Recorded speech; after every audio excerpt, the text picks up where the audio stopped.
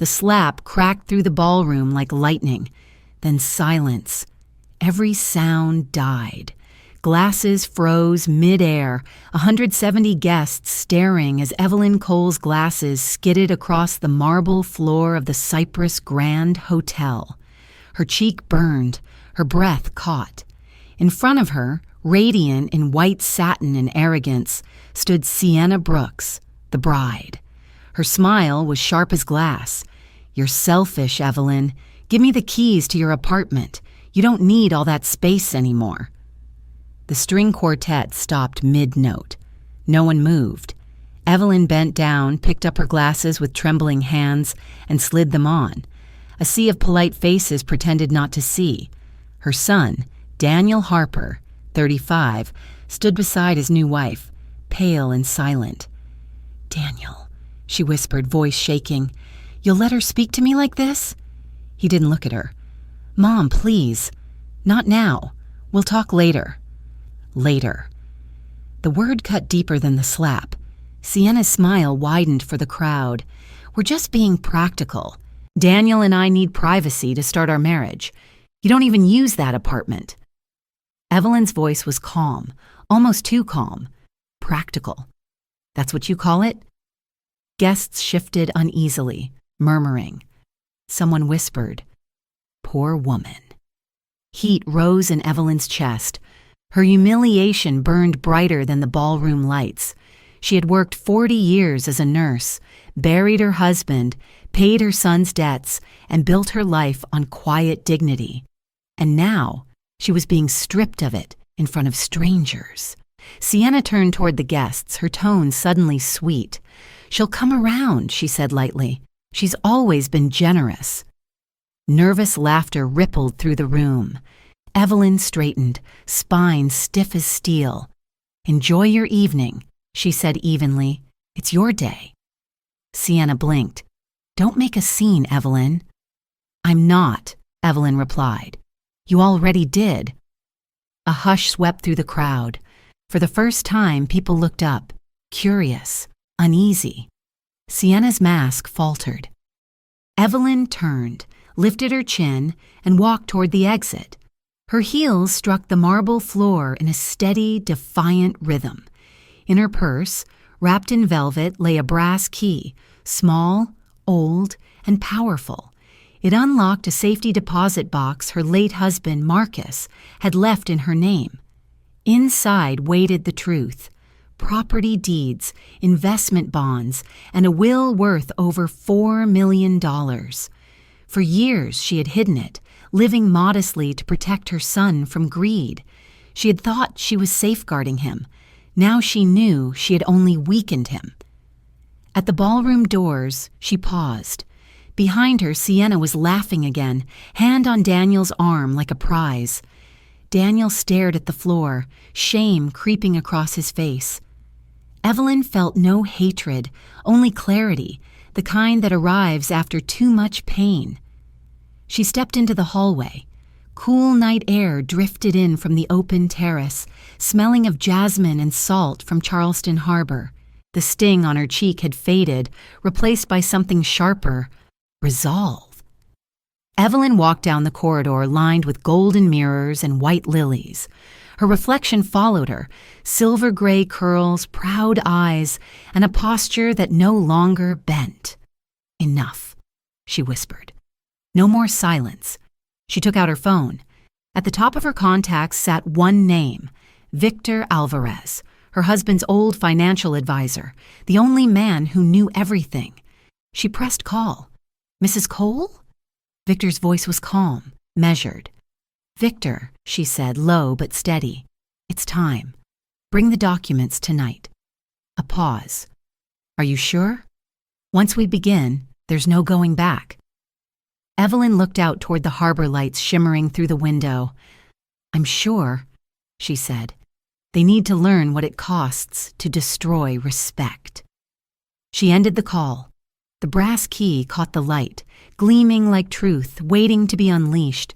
She traced its edge with her thumb and smiled faintly, a smile that no longer sought permission. Behind her, the music resumed. Guests laughed, eager to bury the awkwardness. But the air in that ballroom had shifted. They didn't know it yet, but the woman they pitied had stopped being their victim. Evelyn pressed the elevator button. When the doors opened with a soft chime, mirrored walls reflected a woman transformed, gray curls, poised shoulders, and eyes that no longer bowed. As the elevator descended, she whispered, "Let them toast. Tomorrow they'll remember my name." The doors opened onto the quiet lobby. City lights spilled across the marble floor, silver and clean. Evelyn paused, breathing in the night. The humiliation was gone. What remained was purpose. She stepped outside into the Charleston night, head high, the brass key warm in her hand. Above her, the ballroom lights shimmered like fading stars, belonging to a world she had just left behind. Tomorrow, they would learn the truth. Tonight, Evelyn Cole became the storm they never saw coming. 2 years earlier, Daniel had brought home a woman whose perfume filled the room before she spoke. "Mom, this is Sienna," he said, beaming. Evelyn Cole, still in her nurse's scrubs, wiped her hands and smiled politely. Sienna Brooks extended a manicured hand, her eyes sweeping over the small apartment, the worn sofa, framed photos, balcony herbs. Her smile flickered. "How cozy," she said, voice sweet but sharp. Evelyn noticed how Sienna's eyes lingered on Marcus's photo in his navy uniform. Daniel, as always, missed it. Evelyn poured sweet tea. Sienna barely touched it. "Daniel says you still work part-time," she said brightly. "That's admirable. Most people your age just relax." "I like keeping busy," Evelyn replied. Sienna nodded. "Still, a big apartment can be a lot for one person. You could sell, travel, enjoy yourself." Daniel laughed. "She loves that place." Sienna smiled faintly. "I'm sure she does." After they left, Evelyn stood at the window, Charleston glowing below. "Enjoy yourself," she murmured.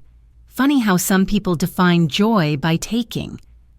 Over the next months, Sienna became a regular visitor. Every comment sounded kind but cut deep. "That car looks old, Evelyn. Daniel could use it." Or, "You shouldn't strain yourself with these plants." Evelyn smiled, storing every word. One afternoon at the flower shop where she worked, she heard Sienna's voice behind the lilies.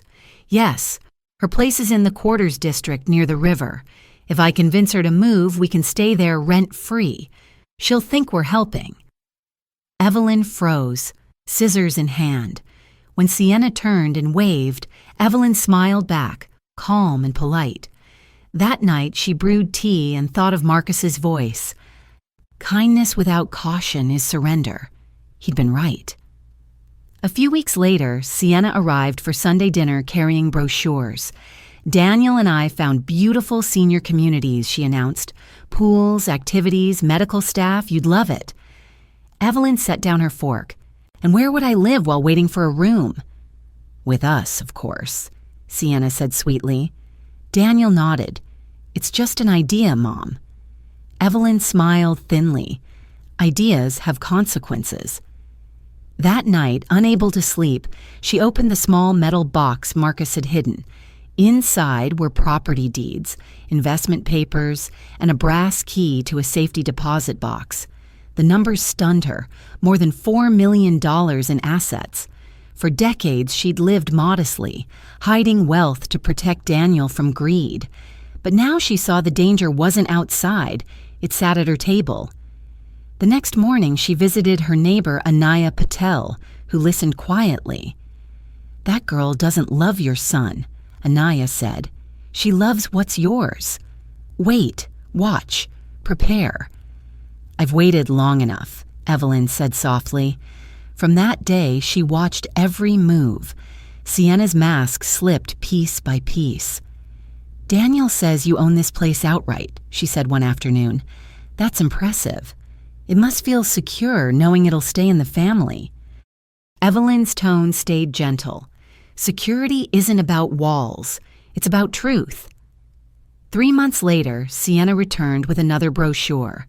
The Palm Senior Residences.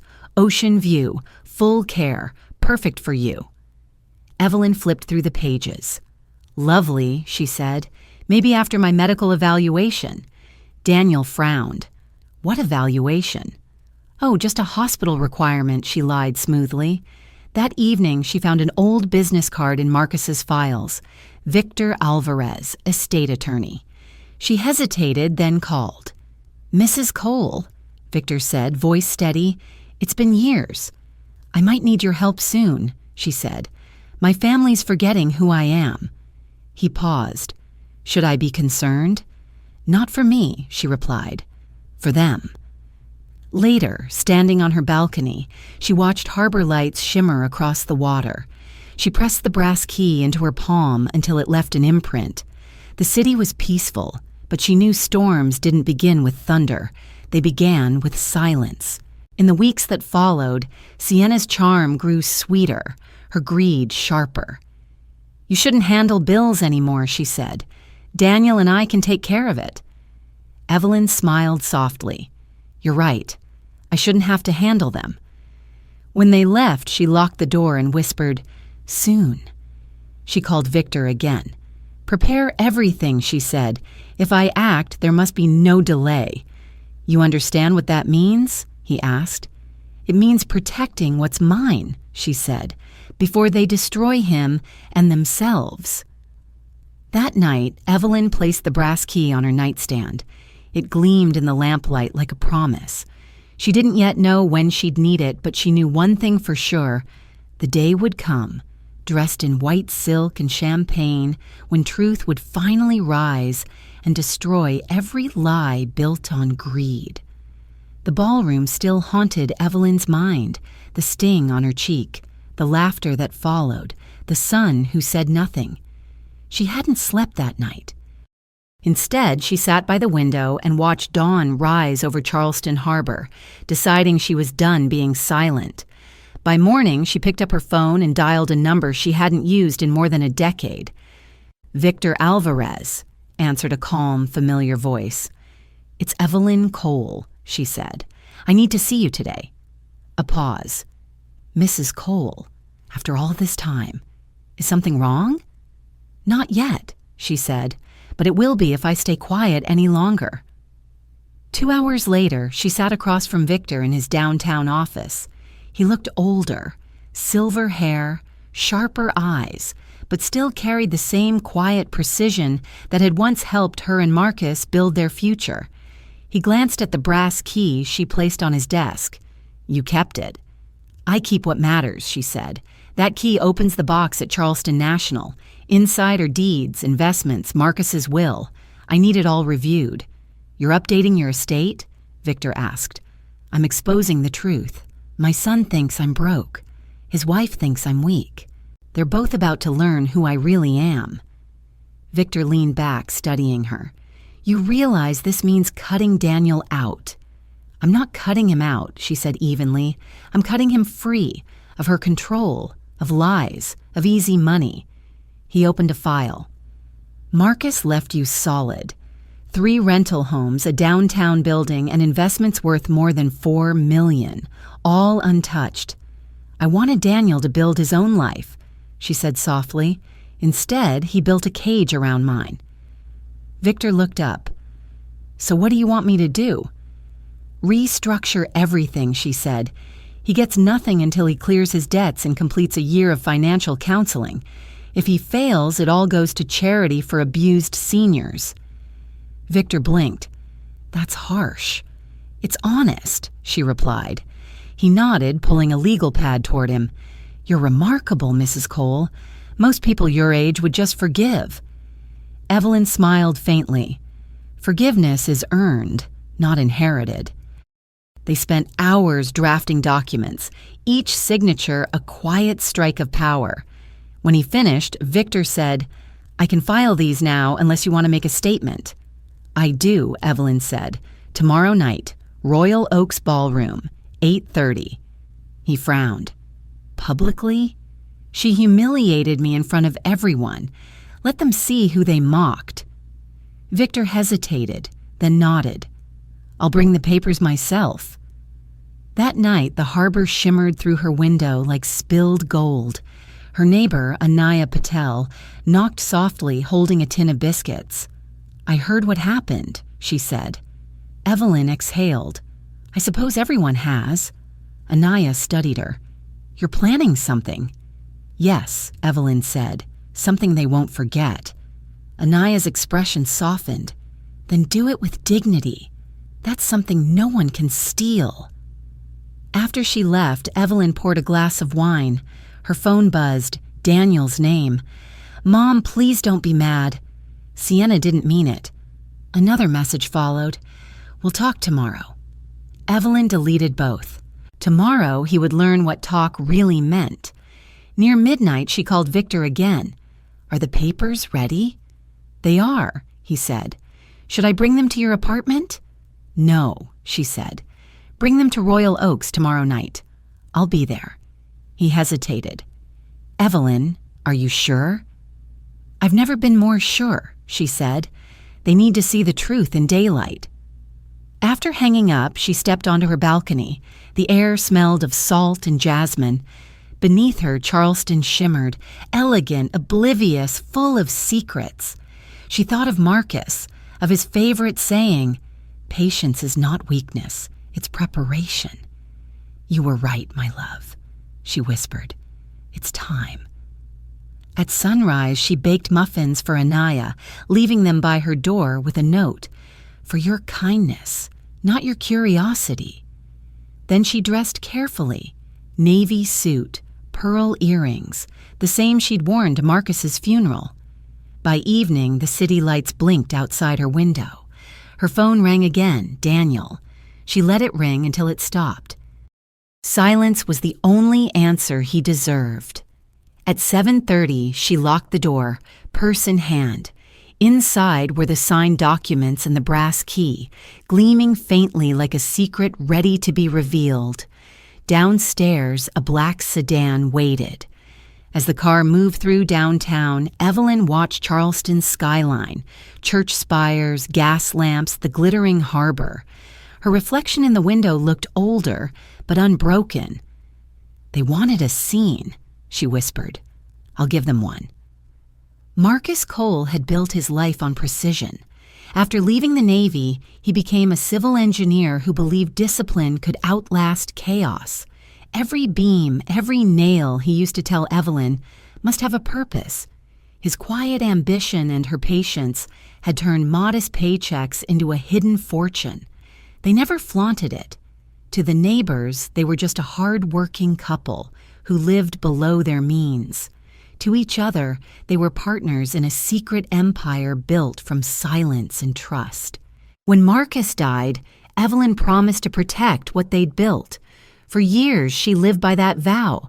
No luxury cars, no gossip about money, no risks. She kept her son close, but never close enough to see the truth. Daniel believed his parents had left little more than sentiment. That illusion had kept him humble, or so she thought, until Sienna arrived. Now, 2 nights after meeting Victor, Evelyn sat at her kitchen table surrounded by the ghosts of her past. She opened an old photo album, Marcus in his uniform, Daniel at 6 holding his father's hand, smiling without fear or ambition. She touched the picture lightly. "You used to protect him from everything," she whispered. "Now I have to protect him from himself."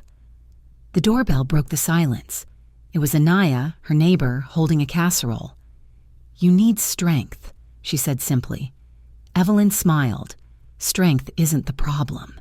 Patience is." Anaya sat down. "I saw your son this morning. He looked troubled." "Guilt looks like that," Evelyn said. Anaya sighed. "You're going to the family dinner tomorrow, aren't you?" "Yes," Evelyn replied. "I was invited. More like summoned." Anaya frowned. "You'll be walking into a nest. I built stronger foundations." Evelyn said softly, "Let them test it." That night, Evelyn reviewed the folder Victor had prepared. The new will, the property transfers, the conditions for Daniel's inheritance, All legal, all final. Reading the fine print, she felt Marcus's presence beside her. He had believed in preparation over revenge. Wealth, he used to say, isn't what you spend, it's what you protect. By morning, the phone rang. It was Daniel. "Mom, we're having a small dinner tomorrow. Just family. Please come." His tone was rehearsed, polite but distant. "Who asked you to call?" Evelyn asked. There was a pause. Sienna thought it'd help clear the air. "Clear whose air?" she asked quietly. "Mom, please. Don't make this harder." "I'm not," Evelyn said. "I'll be there." When she hung up, her chest tightened, not from fear, but from finality. The war had shifted. Now they were bringing it to her home. That afternoon, she took a drive along the harbor, the city sparkling under spring sunlight. Every street carried a memory: her first date with Marcus, Daniel's high school graduation, the shop where they'd bought his first bicycle. She remembered the boy who used to run to her after a scraped knee, crying that the world wasn't fair.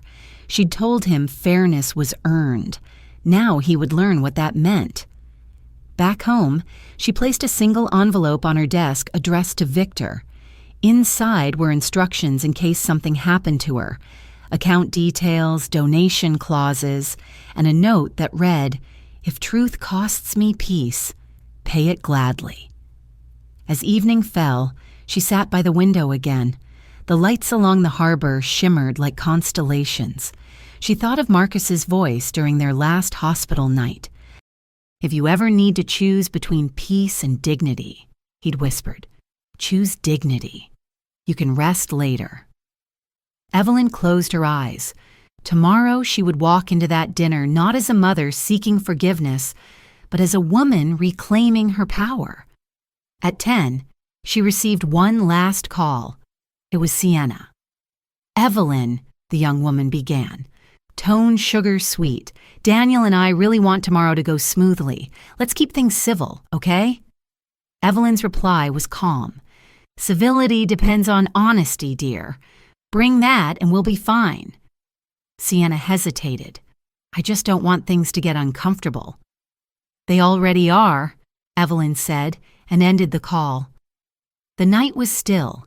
She brewed chamomile tea, sat on her balcony, and looked at the brass key glinting under the light. Tomorrow she would use it, not just to open a box of papers, but to unlock the truth they thought she'd never reveal. She whispered to the empty street below, "You built your world on my silence. Let's see how it survives my voice." The dinner invitation came with a practiced smile and a lie beneath it. "Family dinner, 6 p.m. at our place. We'd like to talk about the future." The word future told Evelyn everything she needed to know. They meant her apartment. At 6 sharp, she arrived, calm, composed, unreadable. She wore a cream blouse, gray slacks, and Marcus's old watch, the one that still ticked with precision. Her purse held only 2 things, the brass key and the folder Victor had prepared. Daniel's house looked spotless, its porch lights glowing too bright, as if trying to disguise the rot inside. Sienna opened the door, her smile stretched too wide. "Evelyn, you made it! Dinner's ready." Inside, the table gleamed with silverware and too many candles. Daniel stood by the window, his tie loose, guilt flickering in his eyes. 2 strangers waited at the table, a man and a woman about Sienna's age, both overdressed and curious. "Mom," Daniel said awkwardly, "you remember Sienna's parents?" Evelyn nodded. "How could I forget? You're the ones who raised ambition so well." Sienna's mother laughed too loudly. "We've heard so much about you, Evelyn. It's wonderful to finally sit together." "Yes," Evelyn said, sitting down. "A family meeting over dinner. How modern." The meal began with small talk about weather, work, and charity events no one cared about. Evelyn waited. She'd spent 40 years in hospitals. She knew when a conversation was circling an incision. Finally, Sienna smiled sweetly.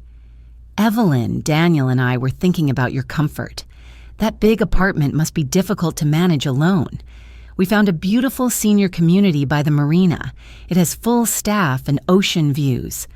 Evelyn sipped her water. And what will you do with my apartment while I'm enjoying the ocean? Sienna blinked. Oh, we'd just stay there temporarily to keep it from sitting empty. Her father leaned in, voice heavy with fake concern. At your age, living alone isn't safe. You could fall, and no one would know. Her mother added, It's really for your peace of mind, dear. Evelyn smiled thinly. My peace of mind doesn't require eviction. Daniel sighed. Mom, please. No one's forcing you. We just think it's time to plan ahead. For me or for you? Evelyn asked quietly. The table went still. Sienna set down her fork. We're trying to help. Don't make this unpleasant. I'm not, Evelyn said softly. You already have. Sienna's father cleared his throat. Let's be reasonable. The sale of your apartment could fund a comfortable life for years. Evelyn's voice stayed steady. And perhaps help pay for a certain wedding debt? Sienna's face stiffened. Excuse me? Oh, don't look surprised, Evelyn said. You left invoices in Daniel's desk drawer, credit cards, overdue balances, all in your name.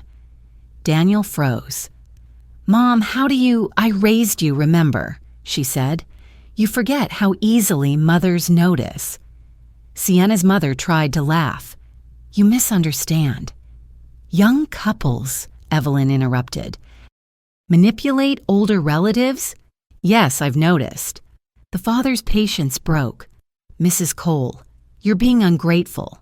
They've sacrificed for my property. Evelyn's tone sharpened. How generous of them. Daniel stood abruptly. Mom, enough. Evelyn met his eyes unflinching. Enough is what I decided years ago when your father died. You've mistaken my patience for weakness. That ends tonight. Sienna's mother gasped. What are you implying? Evelyn reached into her purse and placed a small envelope on the table. This is my new estate plan. Daniel inherits nothing unless he proves responsibility. If he fails, everything goes to charity. Sienna's face drained of color. You can't be serious. I'm entirely serious. Evelyn looked at Daniel. You once told me love was about trust. Yet here you are, selling mine like a house on the market. Daniel's voice broke. Mom, please, this isn't what you think. It's exactly what I think, she said quietly. And worse, you know it. The room fell into suffocating silence. Sienna's parents exchanged anxious glances, realizing the performance had failed. Evelyn stood, folding her napkin neatly. Thank you for dinner. You've given me clarity, and that's worth more than dessert. Sienna rose, her voice trembling. You can't just walk away from family. Family, Evelyn said, turning toward the door.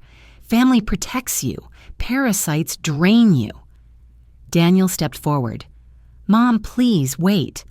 She paused, her back to him. When you're ready to remember who raised you, my door will still be open. Until then, don't knock. Evelyn walked out into the cool night air, her heart steady. Behind her, voices erupted, anger, excuses, panic, but she didn't look back. In her car, she placed the envelope beside her purse and started the engine. The headlights cut through the quiet street. Lesson 1, she whispered. You never win against the truth. Evelyn didn't drive home right away. She parked by the harbor, the same spot where Marcus used to meet her after late shifts. The night air smelled of salt and rain, the city lights trembling on the water's surface. Her hand stayed on the steering wheel until her anger cooled into something sharper. Resolve. The next morning, she met Victor Alvarez in his downtown office. He'd already heard about the dinner. It seems your instincts were right, he said. They weren't instincts, Evelyn replied. They were memories repeating themselves. I've seen greed before. It just wears better perfume now. Victor smiled faintly.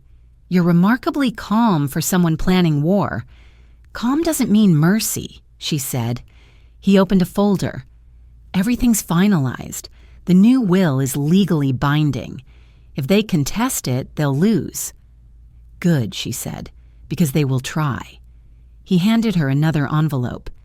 These are statements proving your financial support to Daniel, rent, credit cards, loans. Keep them close. Evidence silences pity. Evelyn tucked the papers into her purse. And the apartment? The deed's entirely in your name, Victor said. You're untouchable. She nodded. Then I'm ready. Ready for what? He asked. For the truth, she said simply. It's time they see who's really been paying their bills. That afternoon, Evelyn stopped by the flower shop where she still worked part-time. The owner, Mrs. Grant, looked up in surprise. You shouldn't be here after what happened. I needed air, Evelyn said, trimming lilies, and flowers don't lie. While arranging stems, a young co-worker showed her a wedding photo circulating online, Daniel and Sienna smiling for the camera. The caption read, "The perfect couple starting a new life together." Evelyn's lips curved coldly.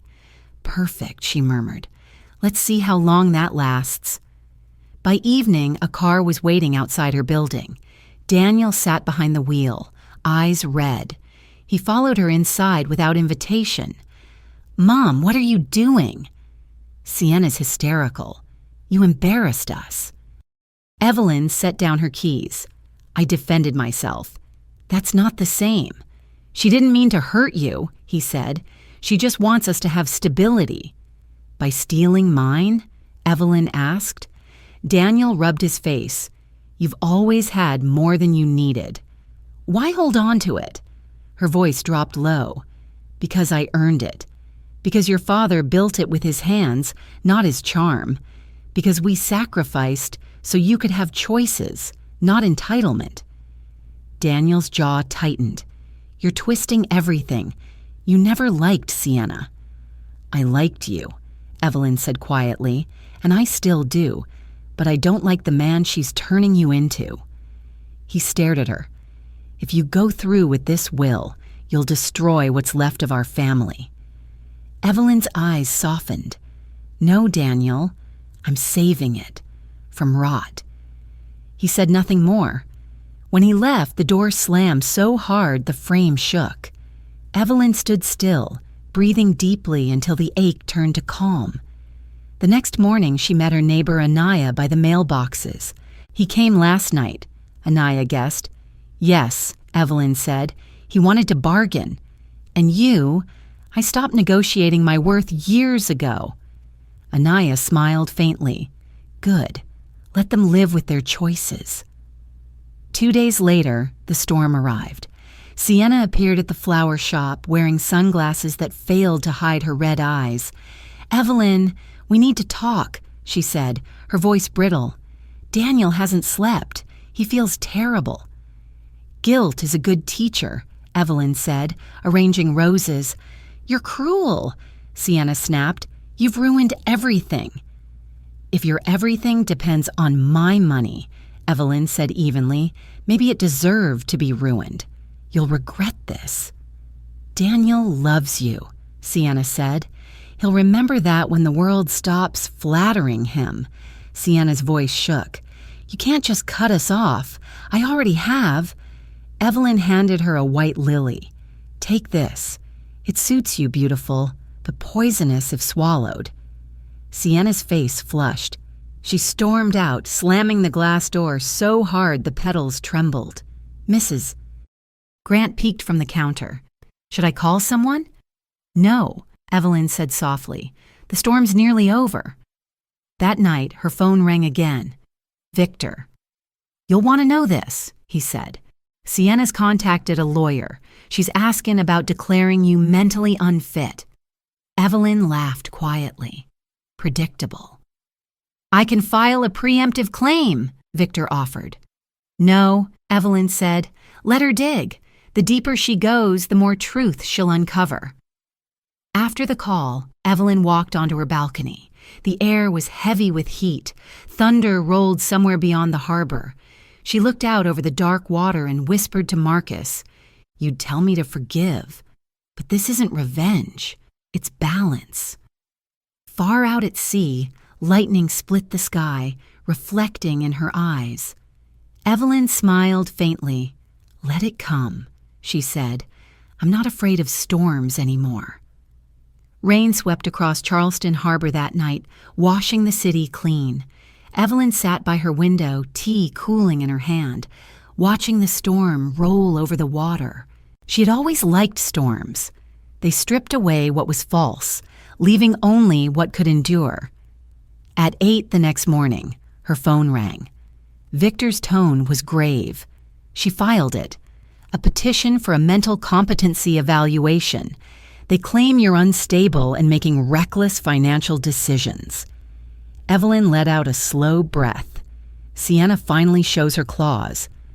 "I've already filed our response," Victor said.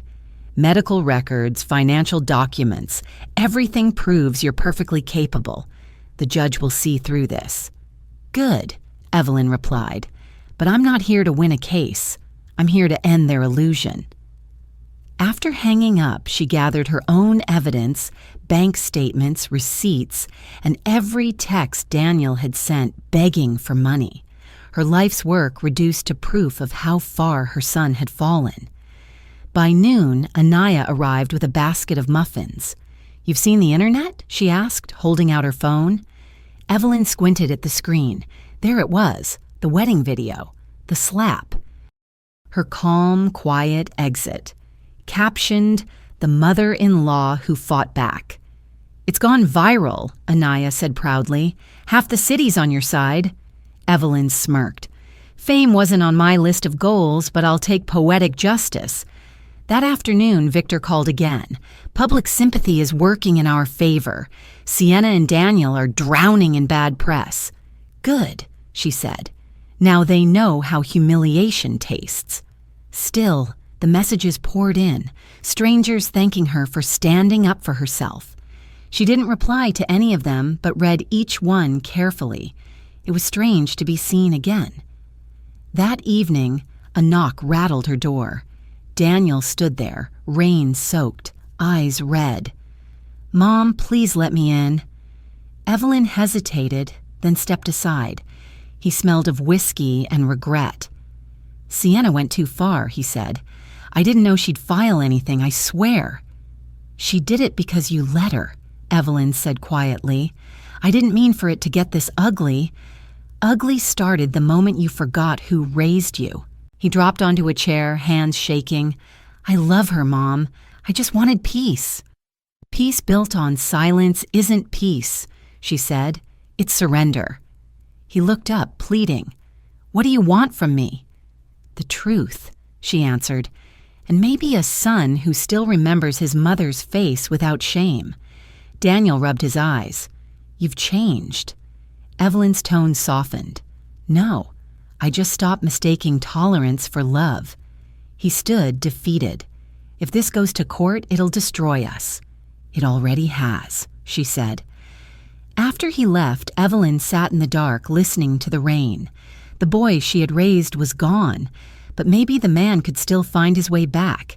She doubted Sienna would allow it.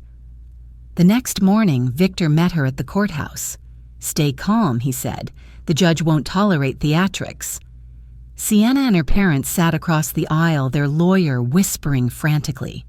Daniel looked hollow, avoiding her eyes. Evelyn adjusted her pearl earrings and waited. The judge entered, stern and efficient. "Mrs. Cole," she began, "your daughter-in-law claims you are mentally unfit to manage your estate. How do you respond?" Evelyn stood. "With facts, Your Honor." Victor handed over medical evaluations, financial statements, and records proving Evelyn's steady management. "My client has handled her affairs flawlessly for decades," he said. "This petition is an act of greed disguised as concern." The judge turned to Sienna. "Do you have evidence of incompetence?" Sienna stammered. She's acting erratically, changing her will, cutting us off. That's called independence. the judge said sharply, "not incompetence." The courtroom murmured. Daniel lowered his head. Sienna's father muttered something under his breath. Her mother's face was white as linen. Evelyn met Sienna's eyes. "You wanted my property. You thought fear would make me surrender. You were wrong." The judge signed the dismissal with a single stroke. Petition denied. Case closed. Outside, Victor exhaled. "Congratulations. You just destroyed them in 10 minutes. Evelyn smiled faintly. "No, they destroyed themselves. I just stopped helping." They parted on the courthouse steps. The clouds above were breaking, sunlight pushing through like forgiveness. Back home, Evelyn placed the court papers beside Marcus's photo. "It's done," she whispered. "We protected what mattered." She poured herself tea and looked out at the harbor. Seagulls wheeled over the water, free and unbothered. For the first time in months, she felt weightless. Her phone buzzed with one last message from Daniel. "I'm sorry." She didn't reply. Some lessons needed silence to echo. Evelyn watched the tide roll in, calm and unhurried. The storm had passed, but its lesson remained. Strength wasn't in shouting. It was in standing, alone, and never bending again. 2 weeks after the court hearing, Charleston moved on, but Evelyn's story didn't. The wedding video kept spreading, blogs, talk shows, podcasts. They called her the Charleston widow, a woman who refused to be silenced. Strangers sent flowers to the shop where she worked, handwritten notes that said things like, "You gave me courage, and my daughter did the same to me." Evelyn read each one quietly, sometimes smiling, sometimes crying. Victor called one afternoon. "You've become an icon, Evelyn," he said. "Do you realize how many people you've helped just by telling the truth?" "I didn't plan to become anyone's icon," she replied. "I just stopped apologizing." Still, the attention brought complications. Reporters waited outside her building. Some neighbors whispered that she'd humiliated her family for fame. But Evelyn didn't care. For the first time in years, she felt untouchable. One morning, Anaya brought coffee and gossip. "You won't believe this," she said. "Daniel and Sienna were evicted last night. 3 months behind on rent. Their cars repossessed." Evelyn stirred her coffee. "Then maybe reality will teach them what I couldn't." "Do you feel sorry for them?" Anaya asked gently. "I feel sorry for the people they could have been," Evelyn said, "not the ones they chose to become." Later that week, Daniel called. She almost ignored it but answered. His voice was hollow. "Mom, please, we need help." "Help or money?" she asked. He paused. "We just lost everything. I know we hurt you, but we're trying to start over."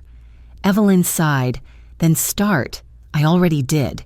He tried again. "Sienna's pregnant." The words froze her. "Pregnant?"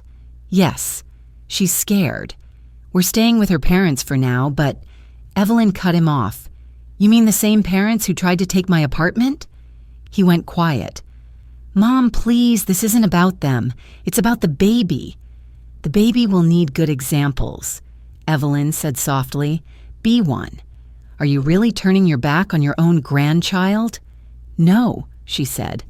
"I'm just refusing to fund the lies surrounding it." He didn't answer. The line went dead. Evelyn sat in silence, staring at the brass key on her table. Somewhere deep down, part of her ached for the boy who used to bring her seashells from the beach, not the man begging for rescue. She poured herself tea, steadying her breath. "Not this time," she whispered.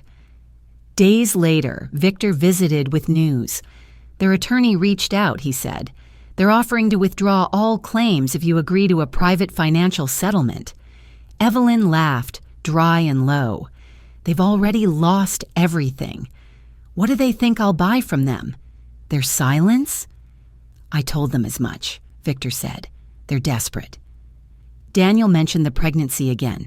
She nodded slowly. "Desperation is fertile ground for truth. Let it grow." That weekend, Evelyn went to the market early. Vendors waved, offering her fresh flowers and bread. She moved through the stalls like someone rediscovering the world. When she returned home, she found a note taped to her door. "We're outside." She opened it to find Daniel and Sienna on the steps, looking worn and smaller than she remembered. Sienna's eyes were swollen, her voice trembling. "Evelyn, please. We have nowhere else." Evelyn's heart clenched, but her voice stayed calm. Choices have consequences. Daniel stepped forward. "We've learned that. I know words won't fix it, but I'm begging you, just a place to stay until the baby's born." Evelyn studied them. The arrogance was gone, replaced by fear. For a long moment, she said nothing. Then, "You'll have a roof. The one at the shelter downtown. They help families who've lost their way." Sienna gasped. "You can't mean that." "I do," Evelyn said. "You wanted independence. Now you'll have it." Daniel's eyes filled. "You really don't forgive us?" Evelyn's expression softened but didn't bend. Forgiveness isn't refusal to face consequences. It's allowing you the chance to become better. Sienna turned away, sobbing. Daniel whispered, "I'm sorry, Mom." She touched his arm briefly. "Then prove it. Not to me, to yourself." They left quietly. Evelyn stood in the doorway until their car disappeared. Her chest felt heavy, but not with regret, just the ache that comes after strength. That evening, she walked to the pier where Marcus used to fish at sunset. The harbor glowed amber, calm after weeks of turmoil. She closed her eyes and spoke softly to the wind. "If you were here, you'd tell me to be kind. I hope I still am." A message buzzed on her phone. It was from an unknown number, Sienna. "We'll make it, even without you." Evelyn typed a reply, paused, then deleted it. Some lessons didn't need words. She slipped the phone into her pocket and watched the horizon fade into night, knowing she had chosen peace without surrender. 3 months later, Charleston's spring air softened, and the noise around Evelyn's story faded. The headlines stopped, the gossip quieted. She returned to her routines, opening the flower shop at dawn, walking by the harbor, drinking tea with Anaya on the balcony. Life felt smaller now, but finally peaceful. Then one morning, Victor called.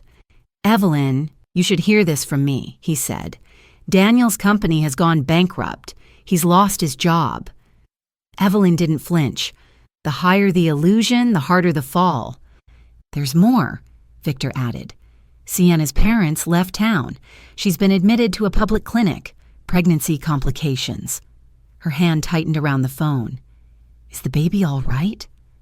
"I don't know yet," he said gently. "But maybe it's time to talk to him." Evelyn's voice stayed calm. "Talking doesn't fix character, Victor." After the call, she sat by the window, the smell of rain in the air. She remembered holding Daniel for the first time, the tiny fists, the helpless love. Now he was about to become a father himself without the foundation she once gave him. That evening, Anaya came over with soup. "You're thinking about him," she said softly. "I keep telling myself I'm done," Evelyn admitted. "But mothers don't retire." "Then go," Anaya said. Not to forgive him, to finish the story. The next morning, Evelyn drove to the clinic. The waiting room was crowded with tired faces. Then she saw him, Daniel, sitting alone, elbows on his knees, eyes red. When he looked up and saw her, he froze. "Mom?" Evelyn approached quietly. "How's Sienna?" "She's stable," he said, voice hoarse. "High blood pressure, stress. They're keeping her a few days. And the baby?" He swallowed. "A girl." Evelyn closed her eyes. "A girl," she whispered. Marcus would have smiled for weeks. Daniel looked away. "I don't deserve you being here." "This isn't about deserving," she said. "It's about blood and the chance to be better." They sat in silence until he finally spoke. You were right about everything. I thought I was protecting her. I was just protecting my pride. You can't rebuild your life with guilt. Evelyn said gently, start with honesty. He nodded. I'm trying. I'm working odd jobs. I just don't know how to fix everything. You start by not repeating it, she said. That's how healing begins. He looked at her desperate. Do you think we'll ever be a family again? Evelyn hesitated. Maybe, but not by pretending the past didn't happen. A nurse appeared. Mr. Cole, your wife's asking for you. Daniel stood. Thank you for coming, Mom. Evelyn touched his arm. Go to her. Be the man your daughter deserves. After he left, Evelyn wandered toward the nursery window. Tiny cribs lined the room, each holding a sleeping miracle. She whispered, let her grow wiser than we were. Back home, she arranged roses in vases, one for every year Marcus had been gone. The next morning, she delivered a basket of soft pink roses to the hospital. No card, just a note. For new beginnings. A week later, Victor visited. Sienna's home now, he said. The baby's healthy. They named her Hope. Hope, Evelyn repeated quietly. A good name. He smiled. You're calmer. I've stopped fighting ghosts, she said. Hope is enough. That night, she wrote a letter addressed to my granddaughter, Hope. Her hand trembled as she wrote, someday you'll hear stories about pride and forgiveness. Remember this, real strength is not in winning arguments, but in knowing when to walk away with grace. She sealed the letter and placed it inside the same box that held Marcus's will and old photographs. Weeks passed. One afternoon, as she was arranging lilies at the shop, the doorbell chimed. Sienna stood there, pale, tired, holding a baby wrapped in a pink blanket. I didn't come for forgiveness, Sienna said softly. I just wanted you to see her. Evelyn's breath caught. She stepped closer and looked down at the sleeping child. She's beautiful, she whispered. Sienna nodded. We named her Hope because you gave me some, even when I didn't deserve it. Tears stung Evelyn's eyes. Then make sure she learns what that word means. Sienna smiled faintly. I will.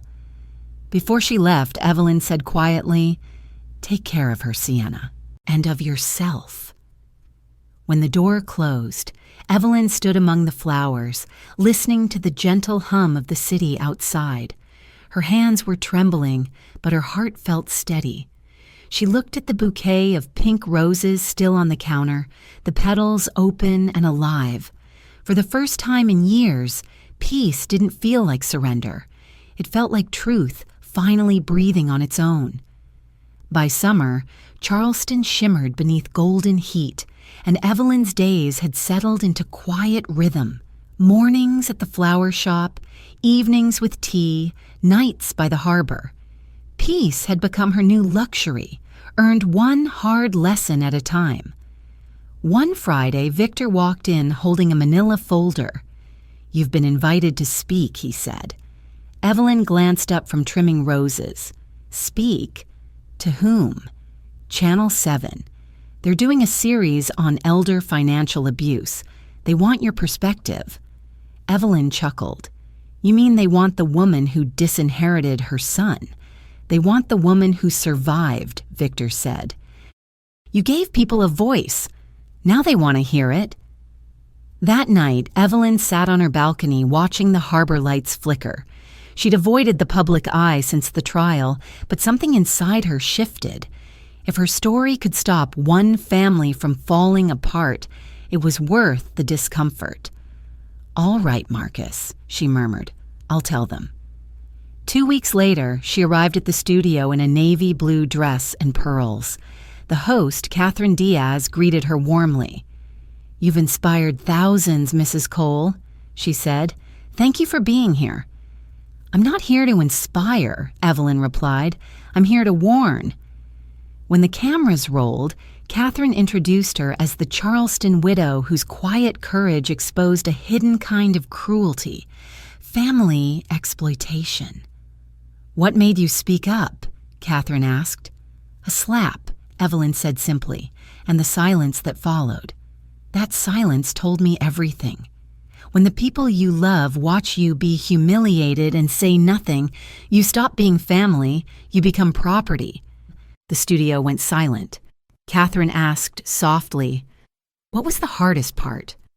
Realizing that love doesn't always mean loyalty, Evelyn answered, "Sometimes love wears a mask and calls itself sacrifice." She spoke about manipulation, shame, and the quiet courage of setting boundaries. "Guilt is the leash used to control the kind," she said. "Cut it, and you'll finally breathe." When the segment ended, Catherine hugged her. "That was powerful. You'll help so many people." "I hope I help one," Evelyn said. The interview aired nationwide that weekend. Within hours, messages flooded in, letters, emails, calls from people sharing their own stories. The network invited her back. A nonprofit offered her a position on its advisory board. Anaya ran to the shop the next morning, waving her phone. "You've gone viral again," she said. "They're calling you the voice of resilience." Evelyn smiled. Better than being called a scandal. That evening, Victor visited with champagne. The board approved a new project, the Aurora Fund, he said. "Grants for seniors seeking legal protection, named after your middle name." She laughed. "Marcus would have said I was getting too famous for a woman who hated attention." Victor smiled. He'd also be proud. That night, Evelyn read through dozens of letters from strangers. Many began the same way. "You told my story." She cried quietly, then wrote a short reply she sent to each address. "You are not alone. Courage begins where silence ends." A few days later, Daniel called. His voice was softer than she remembered. "I saw your interview," he said.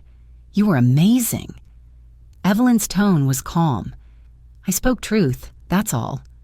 "I know." "I've been thinking a lot lately," he continued, "about what you said, love and respect. I didn't understand before." She listened quietly. "Sienna's working again," he said. "The baby's healthy. We named her Hope for a reason." Evelyn smiled faintly. "Hope's a strong name. She'll need it." He hesitated. "Mom, can we visit you?" "No requests, no arguments, just family." Evelyn exhaled slowly.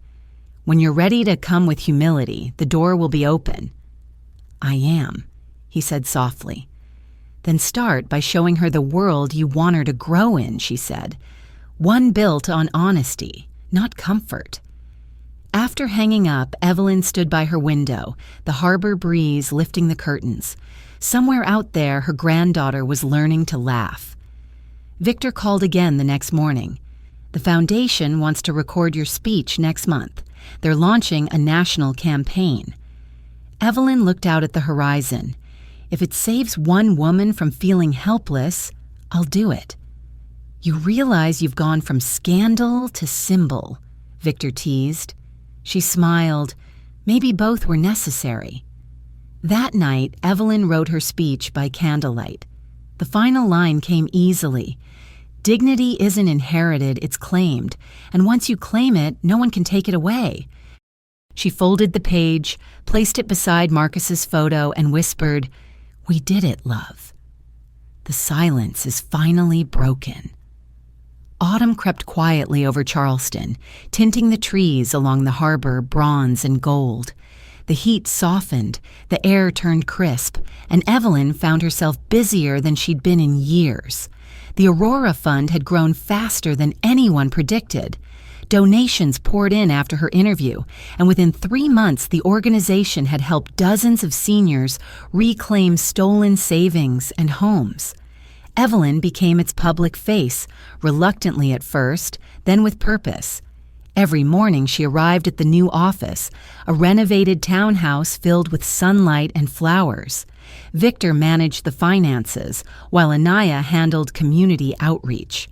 "You realize you've built an empire again," Victor joked one afternoon. Evelyn smiled. "This time, no one can take it by marriage or manipulation. Still, The work stirred old ghosts. Every case she read mirrored fragments of her own life: a widow tricked by her nephew, a retired teacher forced to sell her home, an old man whose son emptied his accounts. Each story carried a familiar ache.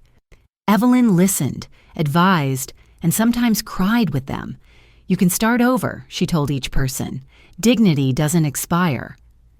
One crisp morning, a letter arrived in the mailroom with no return address. The handwriting was shaky but familiar. Inside were 2 folded pages. "Dear Mom," it began, "we've been trying. Sienna's working part-time. I found a job at a shipping warehouse. Hope's walking now. Every time she laughs, I think of you. I'm not asking for money. I just want you to meet her." Evelyn read the letter twice, then placed it gently in her desk drawer. The next day, she showed it to Victor. "What will you do?" he asked. "Think," she said simply. "Forgiveness should be deliberate, not emotional." That evening, she walked along the pier where Marcus used to fish. The wind tugged at her scarf.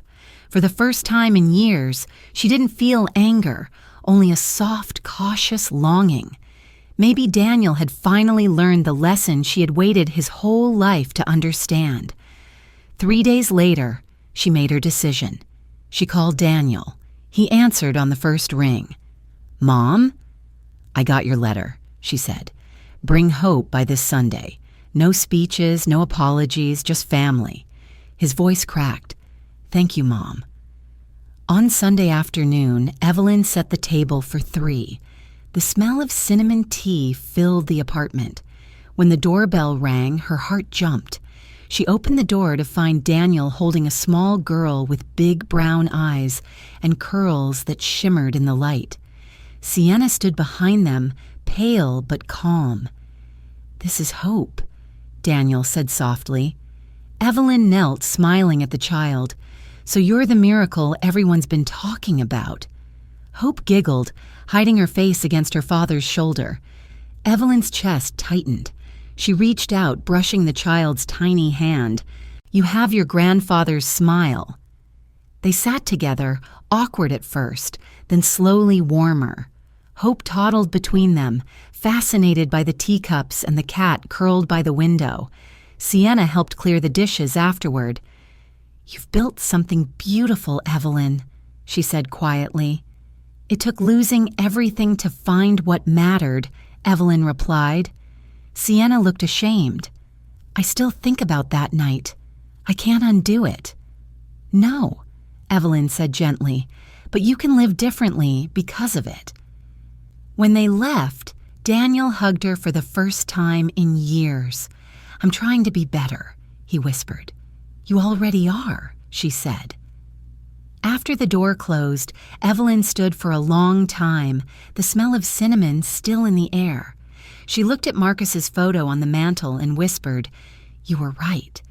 Dignity first, love after." The next morning, Victor arrived early. "You look peaceful," he said. "I saw my granddaughter," she replied, smiling. "She's everything the word hope promises." That evening, Evelyn sat on her balcony, writing her second letter to Hope.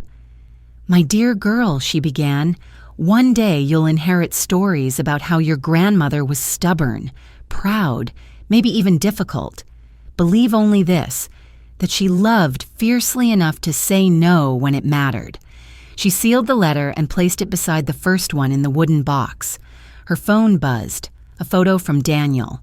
Hope in a sunflower field, grinning, holding a single yellow bloom. Evelyn laughed softly through her tears. Later, as the city lights flickered to life, she realized something profound. The story that had begun with humiliation had ended in purpose. The wound that once defined her had become a bridge between generations. She lifted her cup of tea toward the night sky. "We did it, Marcus," she murmured. "They finally learned that love built on truth never breaks." The harbor was quiet, the tide calm. For the first time, Evelyn knew that peace wasn't the absence of pain, it was the mastery of it. Winter sunlight filled Evelyn's apartment, warm and golden over the harbor. 2 years had passed since that night in the ballroom, the slap that had broken her silence and rebuilt her life. She was 70 now, her days full of purpose. The Aurora Fund had grown beyond Charleston, with offices in 3 states and hundreds of volunteers. Every morning she read reports about seniors who had reclaimed their savings, their homes, and their pride. Evelyn had become a leader, though she never called herself one. "I just stopped apologizing for existing," she'd tell reporters. The rest happened naturally. One cold January afternoon, Victor came by with news. "Congress wants you to testify," he said. "They're drafting national elder protection laws. They need your story." Evelyn looked up from her papers. "I'm not sure I belong in Washington, Victor." He smiled. "You belong anywhere truth is being written down." That night, she sat by her window, the city glowing outside. Marcus would have teased her for stepping into politics, but she could almost hear his voice. "If you can change something broken, fix it." By dawn, she'd made up her mind. "Book the flight," she told Victor. A week later, she stood before a congressional committee in Washington. The hall was vast and cold, full of cameras. She adjusted the microphone. "My name is Evelyn Cole," she said steadily. 2 years ago, I was almost stripped of my dignity by the people I loved most. She told them everything, the manipulation, the humiliation, the lawsuit, and the rebuilding. Her voice stayed calm, her words sharp. "Abuse doesn't always come from strangers," she said. "Sometimes it wears the face of love, and that's what makes it hardest to see." When she finished, the room was silent. Then came applause, brief but sincere. Reporters crowded her afterward, but Evelyn only smiled. "I didn't come here to be famous," she told them. "I came to be useful." Back in Charleston, her life returned to quiet. Letters poured in, thousands of them. One envelope stood out, covered in crayon flowers. Inside was a photo of her granddaughter and a note in Daniel's handwriting. "We're proud of you, Mom. Love, hope." Evelyn pressed it to her heart. For the first time, peace didn't feel fragile. It felt earned. That spring, the Aurora Fund hosted its first national conference. Lawyers, advocates, and families packed a downtown auditorium. Victor opened the event. 2 years ago, this woman walked into my office with a key and a broken heart, he said. Today, she carries hope for thousands. The crowd rose in applause as Evelyn stepped onto the stage. "Strength doesn't come from never breaking," she began. "It comes from deciding who you'll be after you do." She spoke about money, manipulation, and courage. "Silence protects abusers," she said. "Speaking up protects generations." When she finished, people were crying, clapping, reaching for her hand. One woman whispered, "Because of you, I said no to my son." Evelyn hugged her tightly. That's how healing starts. Later that night, she returned home exhausted but glowing. Victor called. "You realize what you've done, right? You've turned pain into policy." Evelyn laughed, "And I'm not even tired." Weeks passed in peace. Then Daniel called one evening. "Mom, I saw your speech online. Hope clapped the whole time." Evelyn smiled. "Smart girl." He hesitated. "We're proud of you. I mean it. And I'm proud of you," she said softly. "You didn't run from the hard parts." After hanging up, Evelyn wrote a final letter to Hope. "One day, you'll hear stories about how your grandmother fought for her dignity. Remember this: power isn't what people give you. It's what you refuse to surrender." She sealed the envelope and placed it in her wooden box beside Marcus's photograph. Months later, she attended Hope's 3rd birthday. The little girl ran into her arms, smelling of frosting and sunlight. Evelyn laughed until her ribs ached. "You're my second chance," she whispered. That night, she returned home and stepped onto the balcony. The harbor lights shimmered like scattered stars. "We did it, Marcus," she said. "We turned survival into legacy." She lifted her cup of tea toward the horizon, to truth, to love, to peace, hard-earned. And as the tide rolled in beneath her window, Evelyn finally understood what her journey had meant. Survival was never the end. It was the beginning of a life lived without fear.